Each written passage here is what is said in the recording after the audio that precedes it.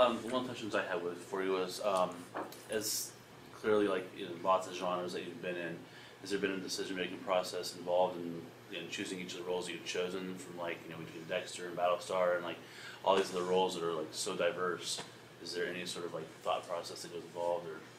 Well, I mean, some roles you choose, others, you get sort of chosen for. I mean, I can't say that I chose Dexter. That was something where I just went and auditioned for something called Dexter, and they wanted some, like, as they described it, a squirrely computer nerd, and I really wanted to play the character, even though I didn't know he was going to turn into Kevin Spacey from Seven.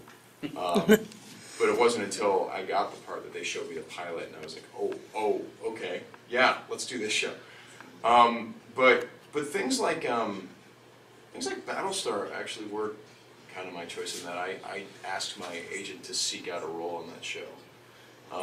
And certainly Being Human, like the later you get in your career, the more people actually, ask you to do things, and you choose what you want to go in for and what you don't want to.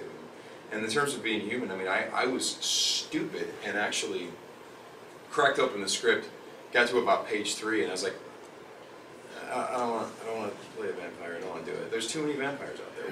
Why do we need another vampire show? And I only read like 3 pages. And it wasn't until a friend of mine said, you should really think about doing your job and reading the script. I mean, that you are an actor, right? You can read. You are literate. So I read the script and then realized it was absolutely an irresistible character, and that it was very fresh and original and had some really provocative things to say. But in terms of roles go, I mean, I think what you look for is, for me, if it's a role where I'm afraid I'm not good enough to do it, that's the role that I want. The role that's going to keep me up at night, like losing sleep, which this role definitely has.